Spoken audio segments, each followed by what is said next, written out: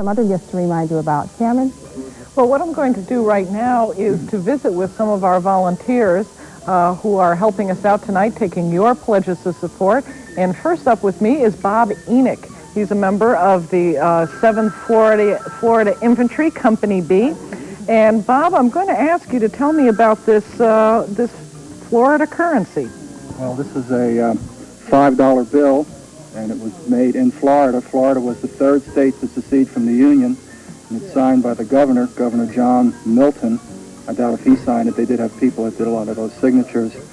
But he was so distraught at the end of the war for the Confederacy's loss that he shot and killed himself. And I see that this is dated 1861. Right. Well, that is definitely very special. And also with me, yeah, I see, you can see, get a good look at that. 1861, each one of those bills was hand-signed, probably not by the person whose name was on it, but nonetheless hand-signed. Also with me is a very special gentleman, somebody who made our first presentation of the Civil War very special indeed, Mr. Stephen Carr. And what he did for us was to bring as much Civil War memorabilia to our station, which we displayed for 2 weeks surrounding the Civil War.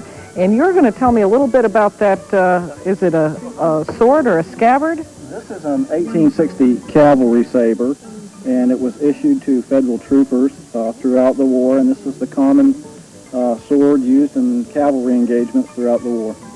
Were cavalry only officers, or were they enlisted men as well? Oh, no, they enlisted troopers from all walks of society, and very small people, up to 140 pounds, so the horse could carry them. And this and the Colt pistol were the weapons of the cavalrymen. Now, you told me that you're going to Tampa next weekend. There's a reenactment? That's correct. We're doing the Battle of Brooksville, which is slightly north and east of Tampa, and we're recreating a battle which took place during the Civil War there. Well, great. Thank you so much for being with us tonight. We have many more people, and wonderful. The women are dressed exquisitely, but right now the phones are very quiet indeed. Don't let the excitement die in the studio. Stand up and support your public television station, WXEL. How do you do that? By going to your phone and making a pledge of support right now. Laura? Thanks, Cameron. We heard